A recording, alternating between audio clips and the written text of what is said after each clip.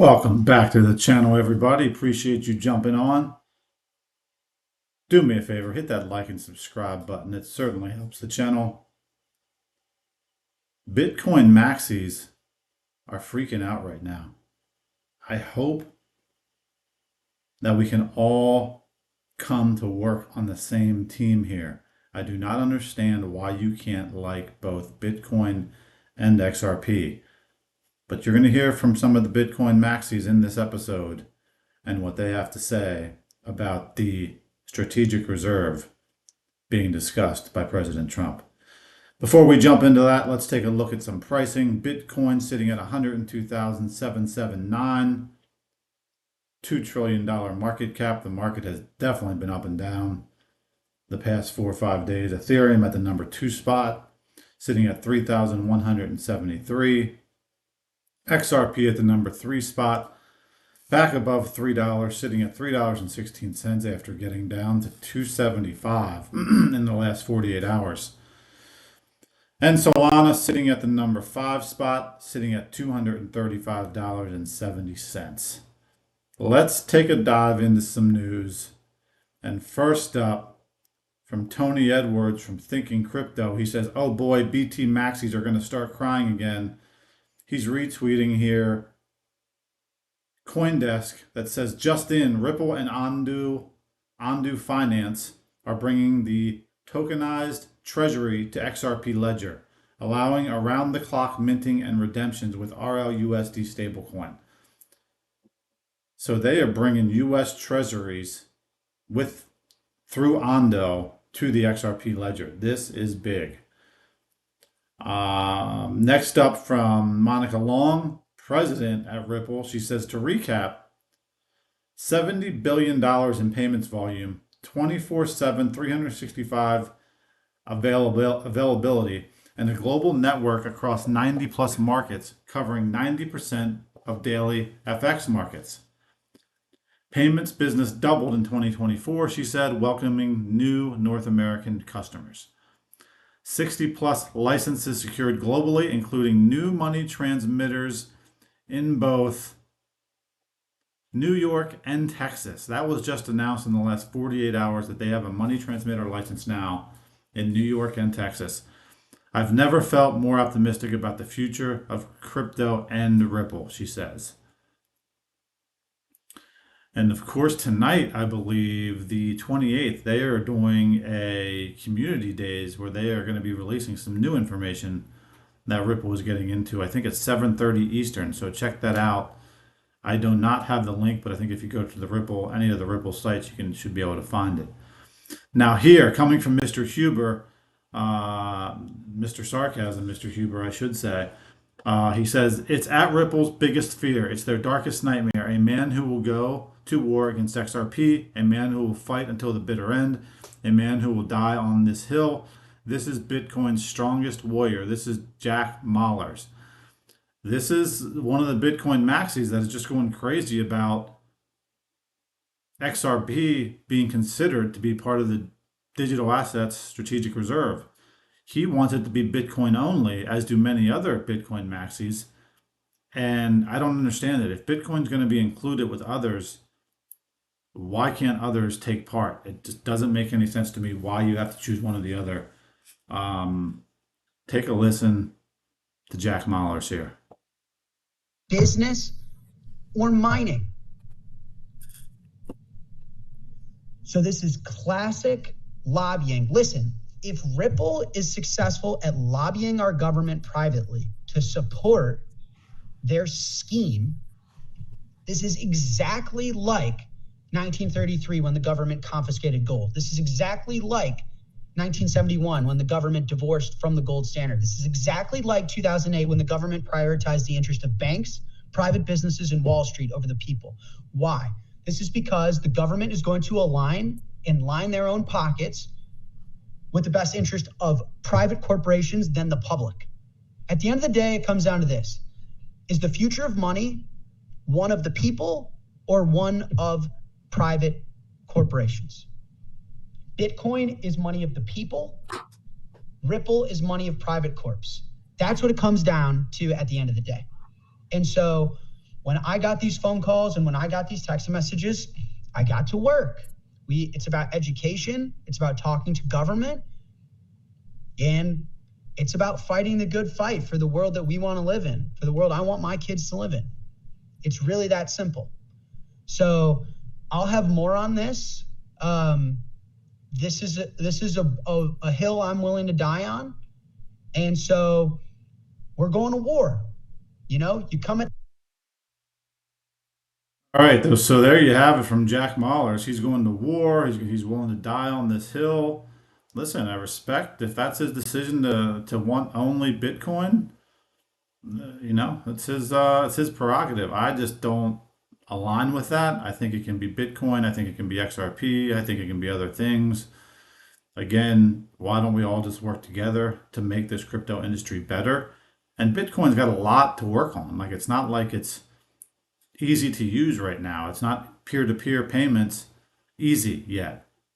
Jack Dorsey has said if it's just going to be like gold, a digital gold, then it's not really living up to its expectations. So hopefully we get more out of Bitcoin. Hopefully Jack Mahlers comes around and can see the light at the end of the tunnel. But who knows? Moving on to Austin King here, who used to work at Ripple. He says approaching $200 million in market cap, XRP is one of the top assets being considered for the U.S. Strategic Crypto Reserve. However, most people are missing the real reason why it might be included. Here's what XRP brings to the table that Bitcoin does not. Let's take a look at what Austin has to say in this thread. He starts out by saying, BTC, Bitcoin, was created to provide people with a store of value that was not controlled by governments. On the other hand, XRP was created to upgrade the existing financial system. The difference in these goals leads to very different designs. He says here, Bitcoin maximizes for decentralization, causing it to be extremely slow, which it is. XRP maximizes for performance, enabling it to onboard financial institutions. This has serious implications for the U.S. Strategic Reserve. Let's take a listen to this short video that Austin has plugged in here. Over 1,000 times faster than Bitcoin in terms of the confirmation time. It is actually deterministic, the confirmation time. So whereas with XRP, all the ledgers close about every 3 seconds, 3.2 seconds. With Bitcoin, it's 10 minutes, but it's random. So it's like sometimes it'll be much faster, sometimes it'll be a lot slower. And what that means, if you're using it for payments, is you're actually exposed to a much greater range of volatility with something like Bitcoin than you would be with something like XRP. Another benefit for XRP is the cost. So every XRP transaction costs on the order of 1/10 of a cent, whereas like with something like Bitcoin or Ethereum, the cost would be much higher. So it could be on the order of dollars or even tens of dollars in the case of Bitcoin. So if you take all the different advantages for XRP taken together, higher quality hosting, higher quality validators, higher quality transaction processing, a lot faster, a lot cheaper.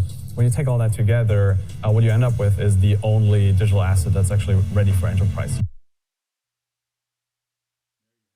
Austin King, he goes on to say, including just Bitcoin would limit the reserve to only one use case of crypto.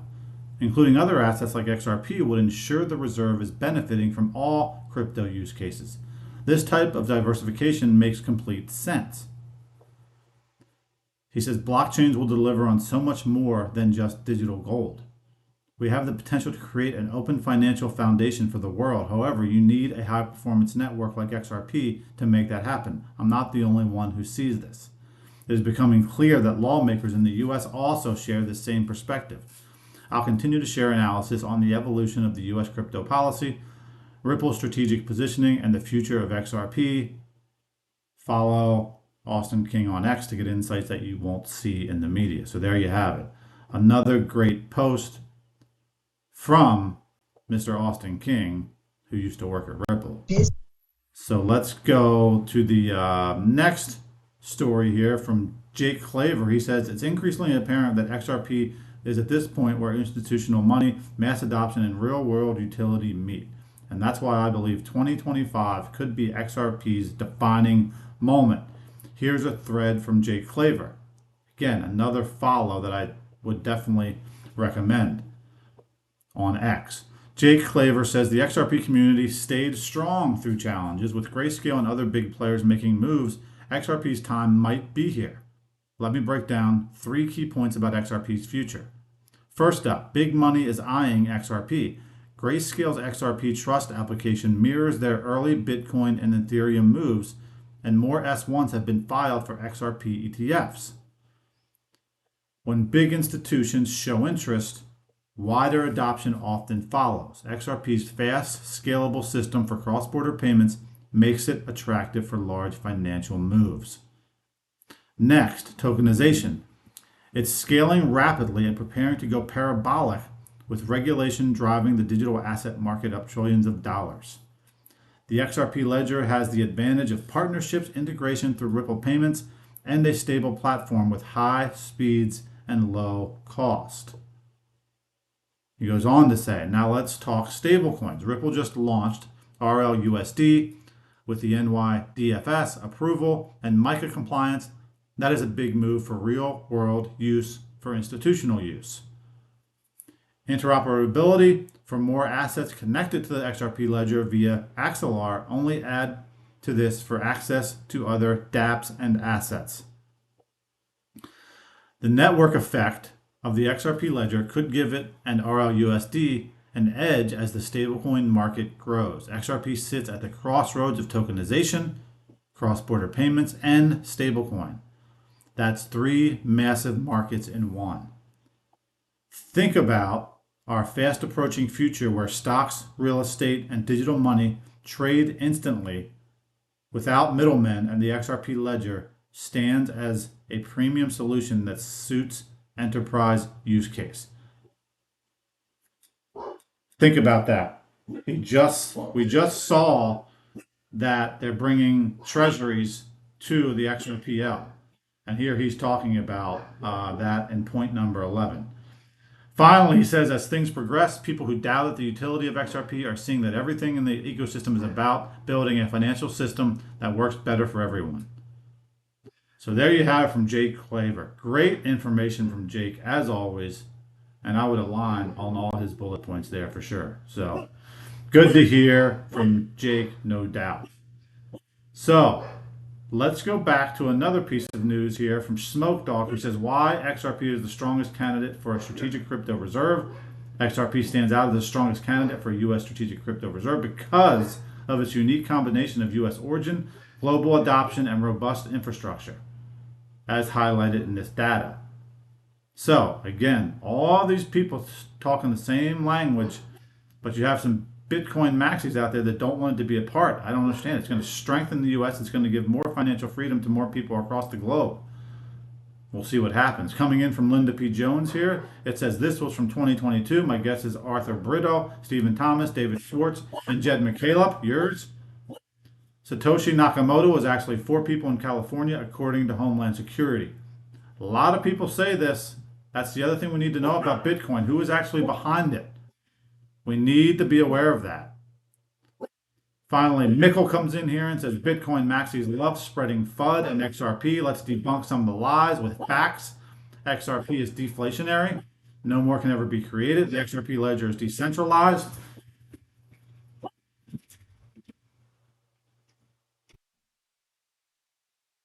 Brad Garlinghouse didn't create XRP. XRP isn't a company. Ripple is. Ripple isn't anti-Bitcoin. So there you have it from Mikkel as well.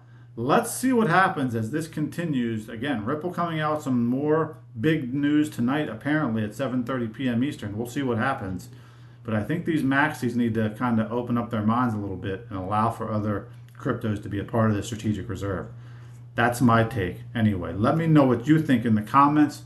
Do me a favor, hit the like and subscribe button. It certainly helps the channel, and we will see you on the flip side.